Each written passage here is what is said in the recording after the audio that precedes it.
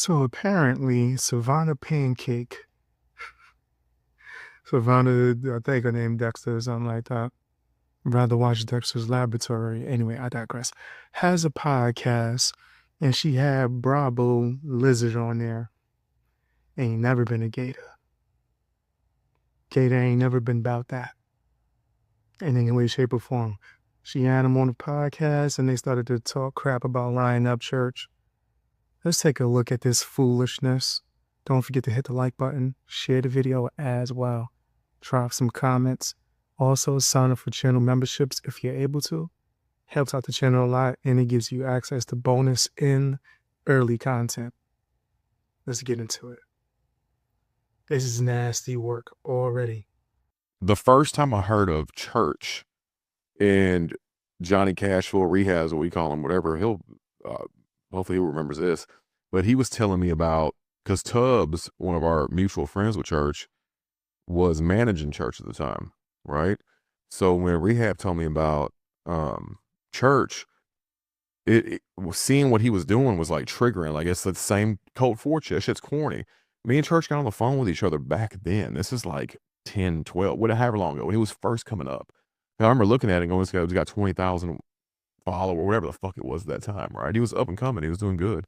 But I remember getting him on the phone going, you're fucking gay. Looking back at it, I shouldn't have been that way towards an up and coming artist, Sure. right? But knowing who he is, fuck him. Yeah.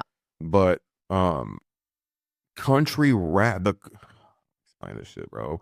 We weren't doing country rap. We were doing rap music that came out of Nashville. Record, I think the whole genre aspect of it's fucking corny.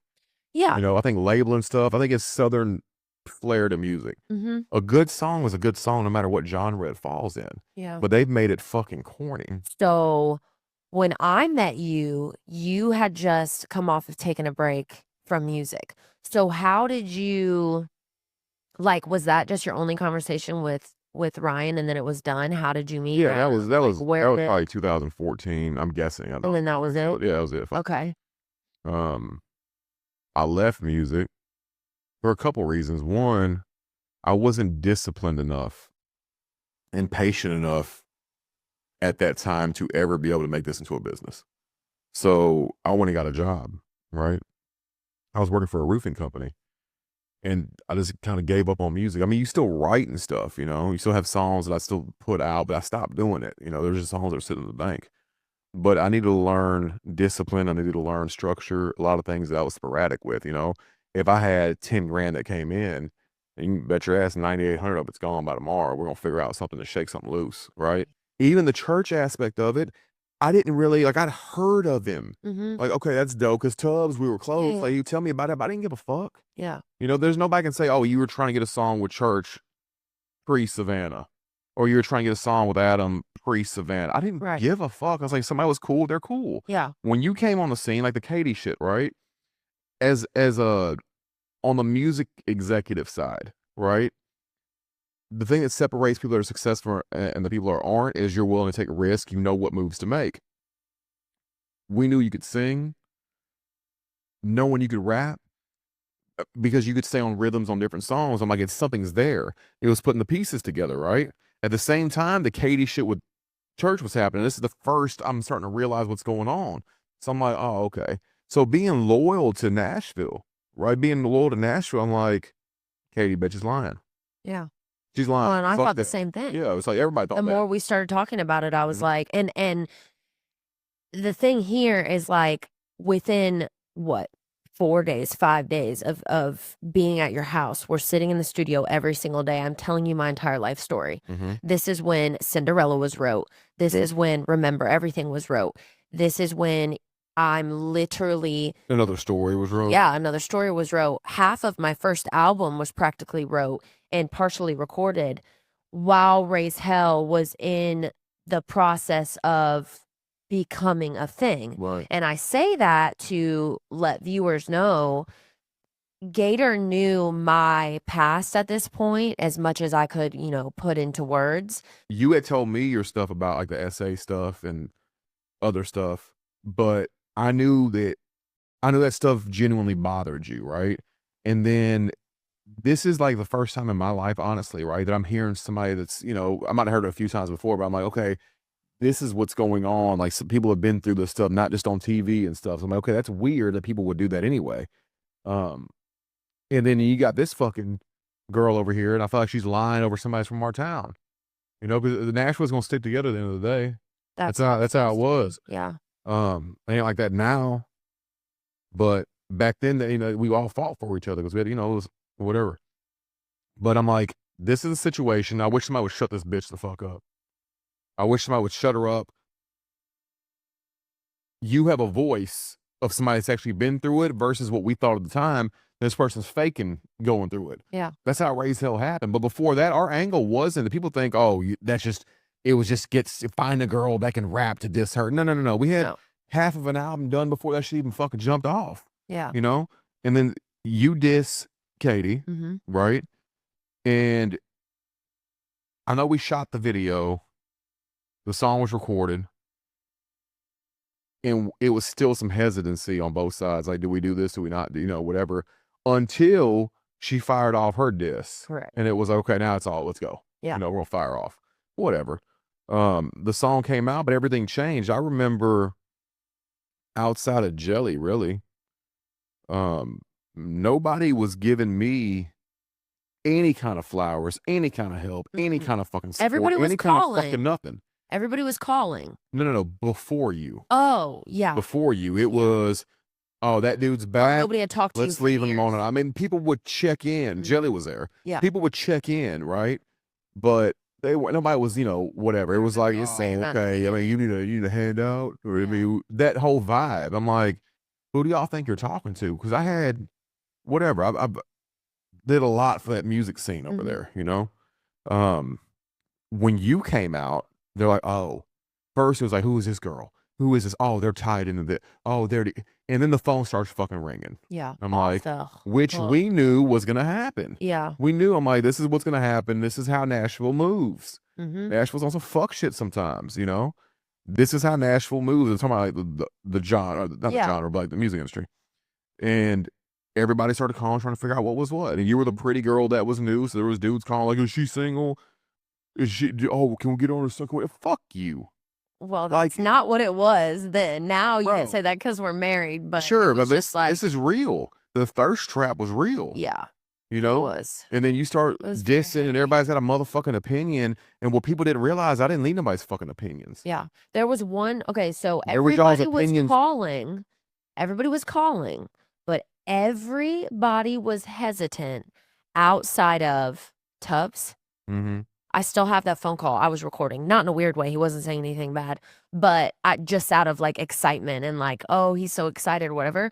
Mind you, Tubbs was still linked in to Ryan at this time. Ryan knew. Hence how we got, because I do want to backpedal a little bit. I don't just want to skip over the music video, because whenever we get into your diss and all that stuff, you dropped a bar in there that is something else we've never spoke publicly about.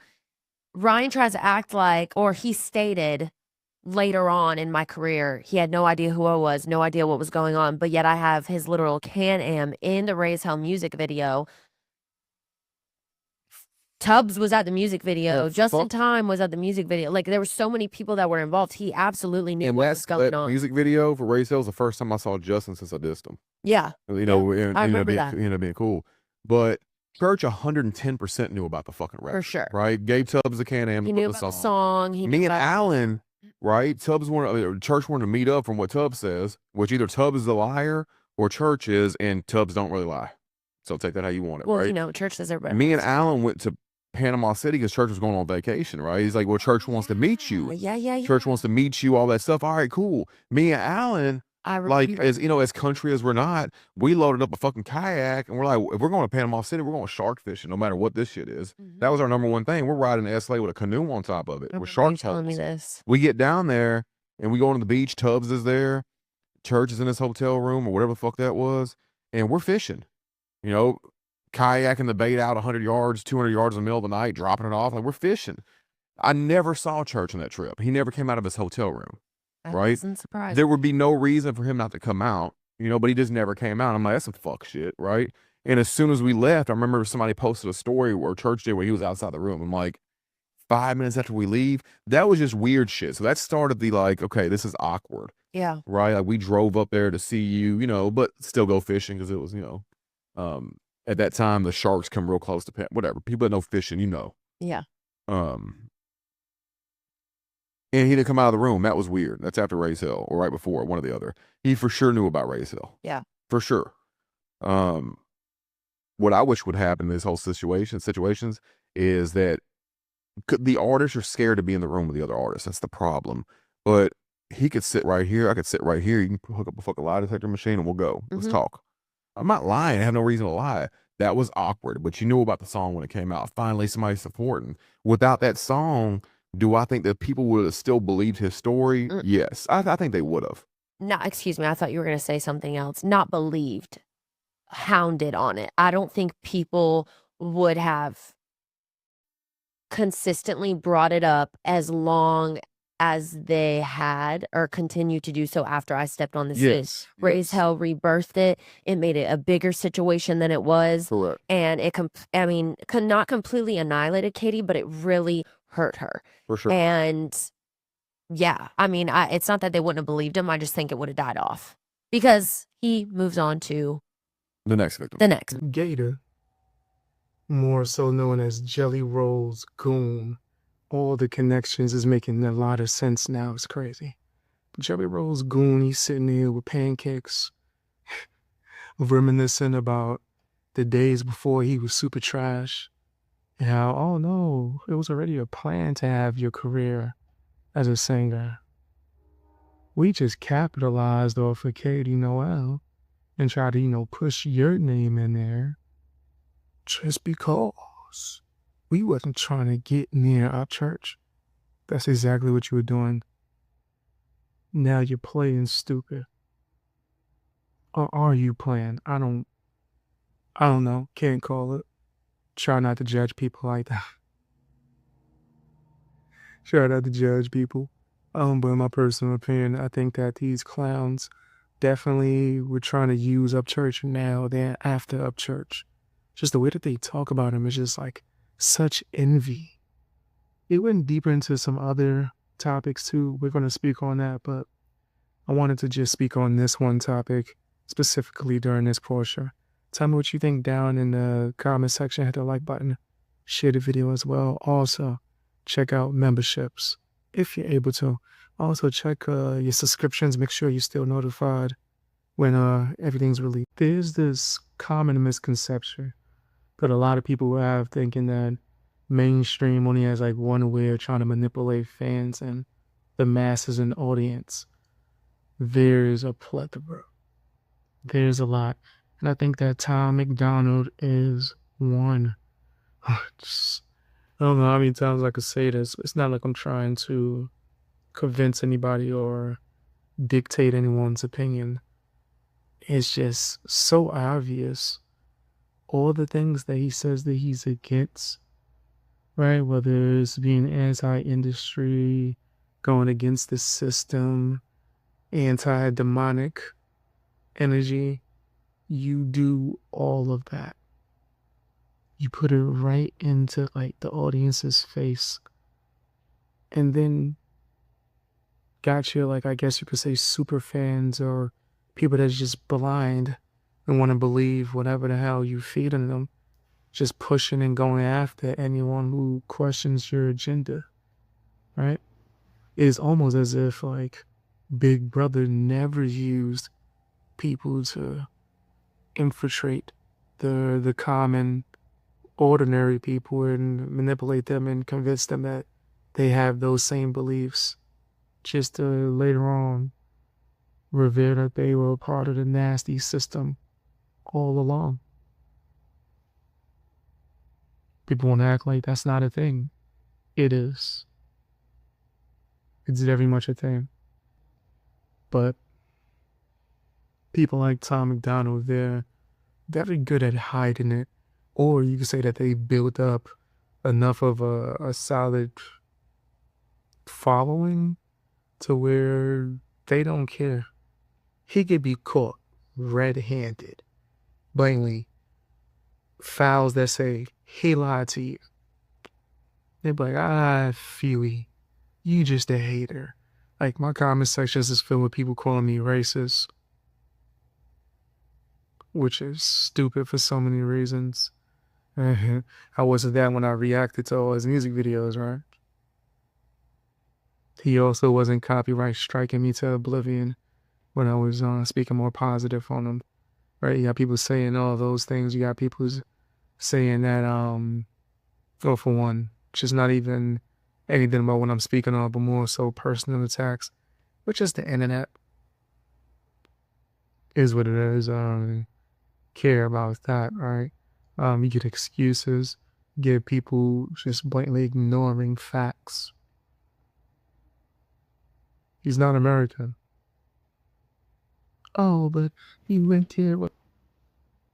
You didn't have that stance when you were talking about other immigrants. Now you're very lenient. Is it because Tommy McDonald's telling you whatever you want to hear? It's nasty. And honestly, I have no hate for Tommy McDonald at all. It's another thing they say now, I'm just a hater. Nah, not at all. Right? It takes too much time and actual care for me to hate Tommy McDonald. I don't hate Tommy McDonald. I don't give a damn. Right? I'm just an honest person, and I'm going to continue to always be honest and just keep it real, tell people what it is. If I see something and it looks crazy, I'm supposed to just be silent because you like his music? Some of his fans, or most of his fans, don't even listen to hip hop. You know that? He's a rapper that majority of his fans don't listen to hip hop. Which is whatever. Listen to whatever you want to listen to. It's just a lot of things about him just seem so fraud. Tom wanna be Eminem so bad. But he don't care about any of the criticisms, right? It's not as if he replies via live stream every time I give him a major critique. It's not like he's throwing subliminal shots within his music. I know his fans wanna ignore that and hate on me, which is fine. People are entitled to their opinions. But me, I'm entitled to mine too as well. Let me go get a sip of water. Tell me what you think down in the comment section. I'm over here dying. My allergies is whipping me. Hit the like button. Drop some comments. Tell me what you guys think down in the comment section. All that good stuff. Yada yada. Sign up for memberships. The rapper Adam Calhoun, he dropped this video where he was defending children, right? That's not something that we can hate on for real. Like, I think we all can agree that protecting children at all costs is a very important thing, right? But just certain things seem very hypocritical. Let's check out the clip, and then I'll explain to you furthermore why. It's nasty work, but it's not going to sound like it at first. Check this out before we get into it. Don't forget to hit the like button. Share the video. I think this is very important. People need to see that these rappers, they're just actors. They don't actually have a real opinion. They don't have any real stance. They're just saying whatever they think is the popular opinion. Nasty work. Let's check this out. Let me make this very clear. When it comes to children, when it comes to babies, I don't care what color, what ethnicity, what country they're from, who their parents voted for. I do not want to see harm, suffering, or death to any children. God bless them children. Those are somebody's babies. They were just at camp being kids. They don't deserve some grown-ass adult talking stupid on the internet. I agree, Adam. Like, I definitely agree. Yeah, man, people shouldn't be going anywhere and just bad-mouthing kids and saying nasty things. It's disrespectful, it's foul, and it's just not moral. 100% agreed. I think that there's not many people that would disagree with that, except for you, right? You and your crew over there. You got this guy named Flawd. I like to call him Frog. All right, fentanyl Frog. You go over there taking him out for ice cream and sponsoring what he's doing. You and Tom McDonald and pushing. A lot of people, y'all not aware that one of the things that they were pushing was Frog going after Upchurch's children. Him and his supporters and moderators had a private group chat where they said the most disgusting things about Upchurch's unborn child at the time. And yeah, this would be the opposite of what Adam Calhoun was saying, right? This would be the exact opposite. Let's check out a clip. Let's check out a clip where I'm just reading through it.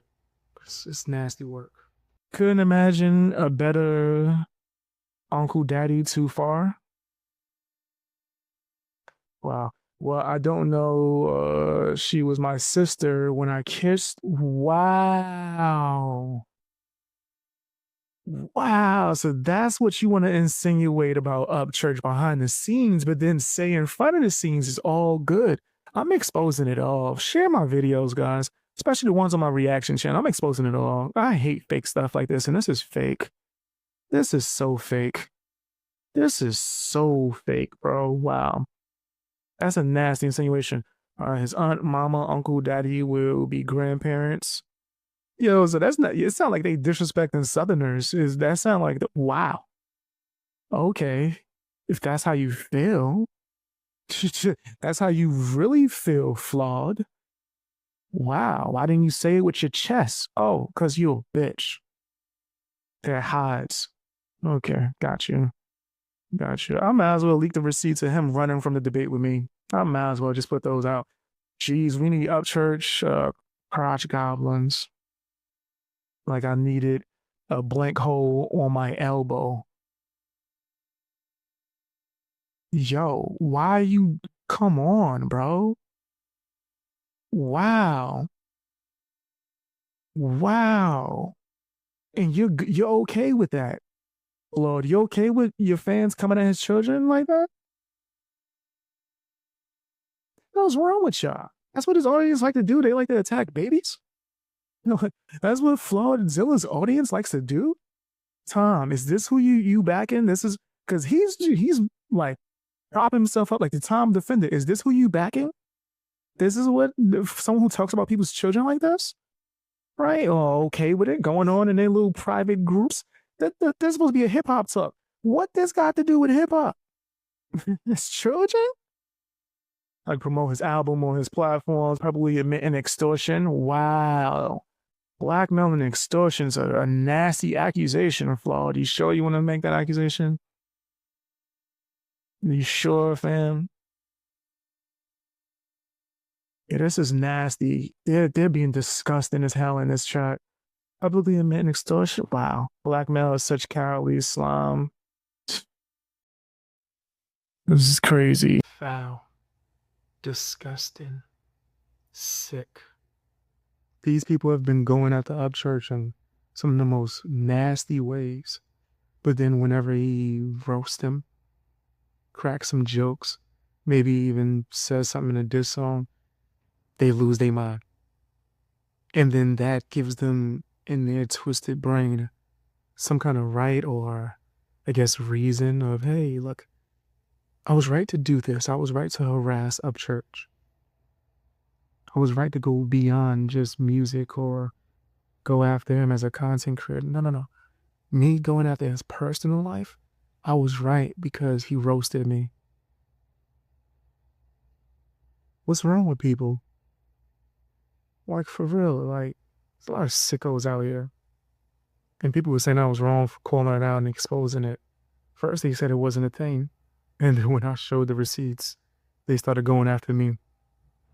Attacking my personal life. I was doxxed, harassed, lied on. They just make up stuff about me on a regular basis. All these things that they do to Ryan Upchurch to scare him because he's a truth teller. because he's a real one, because he's honest, because he's not going to play these nasty games like they play. He's wrong for that, right?